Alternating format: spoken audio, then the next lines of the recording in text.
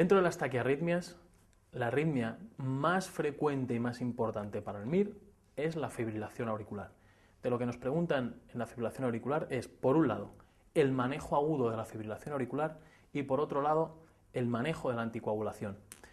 La pregunta 13 lo que quiere que sepamos es el manejo agudo de la fibrilación auricular. Si nos fijamos en este esquema, cuando nos cuenten en el MIR un caso clínico de fibrilación auricular o bien cualquier tipo de taquiarritmia, antes de ponernos a pensar si yo freno, si anticoagulo o lo que sea o qué actitud tomo, lo que debo preguntarme yo en primer lugar ante cualquier taquicardia es qué tal está el enfermo, es decir, su situación hemodinámica. Si el paciente está mal hemodinámicamente, me van a contar un paciente hipotenso, sudoroso, mal perfundido, con datos en el que el paciente esté muy grave.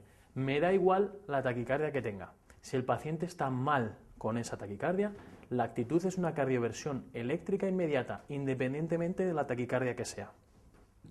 Lo habitual es que el paciente lo tolere bien y me van a contar un paciente con una taquicardia, la que sea, a una frecuencia cardíaca, la que quieran, pero estable hemodinámicamente, con buena tensión y que no tenga datos ni de insuficiencia cardíaca grave, ni una angina de pecho grave, estable. En el caso de la fibrilación auricular, una vez que mi paciente sé que tolera bien la arritmia, lo que yo me debo plantear ante este paciente es si yo persigo el ritmo sinusal.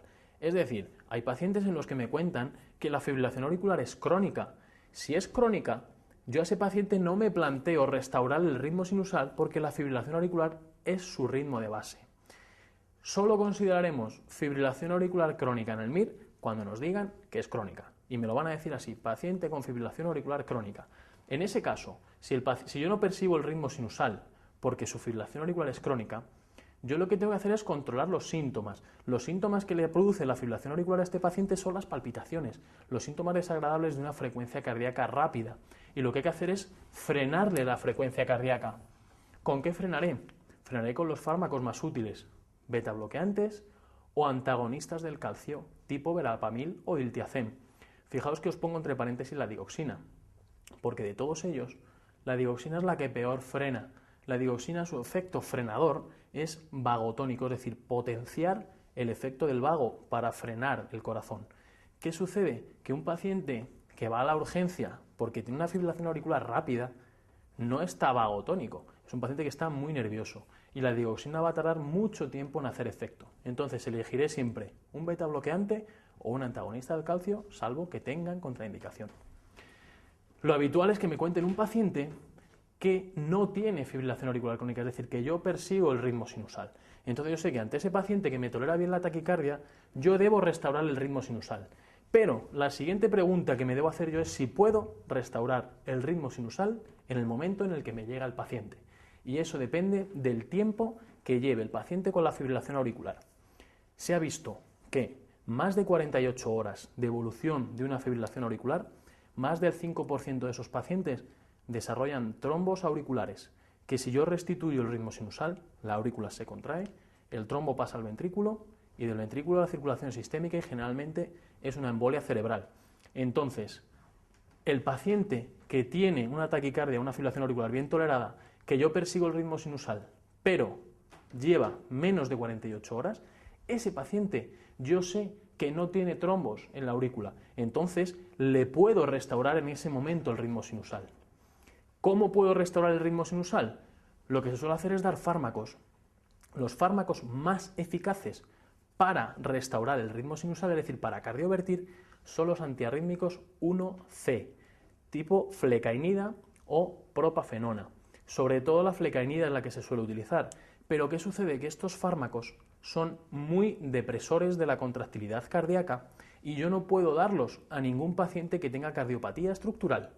Cardiopatía estructural en el MIR va a ser cualquier cosa que no sea hipertrofia ligera del septo, cualquier tipo de cardiopatía, ya sea cardiopatía isquémica, una valvulopatía o lo que queráis, hipertrofia ventricular severa, eso es cardiopatía. A esos pacientes no les puedo dar flecainida. Entonces, al paciente que lleva menos de 48 horas, lo siguiente es si el paciente tiene cardiopatía o no.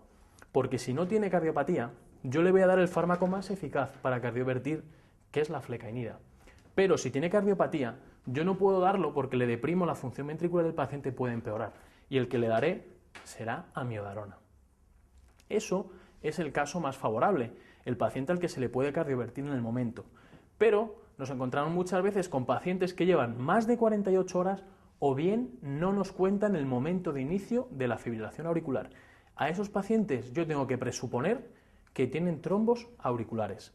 Entonces, lo que yo voy a hacer con esos pacientes es quitarle los síntomas, es frenar lo mismo que hicimos con los pacientes que tenían fibrilación auricular crónica. Le quito los síntomas frenándole y lo que tengo que hacer es disolver el supuesto coágulo, el supuesto trombo auricular e inicio anticoagulación oral.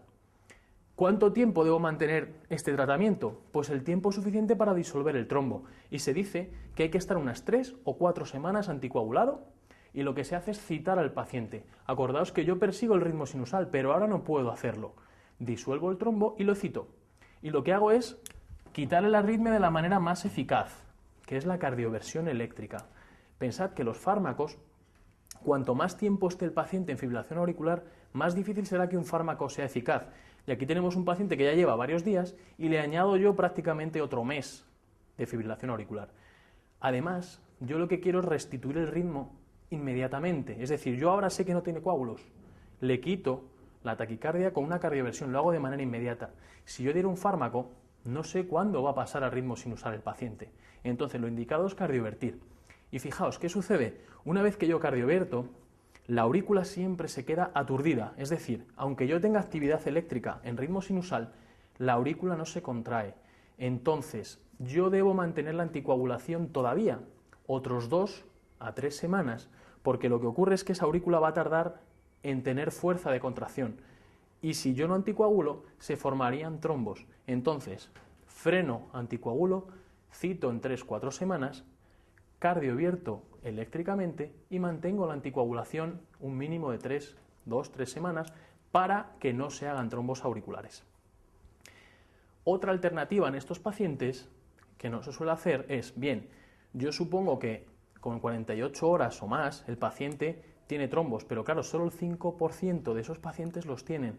Entonces, una cosa que se puede hacer es un eco transesofágico. ¿Qué es lo que hago yo con un eco transesofágico? El esófago está por detrás de la aurícula izquierda. Con este eco puedo descartar que haya trombos en la aurícula. Si hay trombos, pues lógicamente me vengo a este sitio. Frenaré, anticoagularé, cardiovierto pasadas 3-4 semanas y el mismo proceso. Pero si yo no tengo trombos, fijaos que yo estoy en una situación en la que a pesar de tener 48 horas o más de fibrilación auricular, no tengo trombos. Entonces le puedo quitar la taquicardia.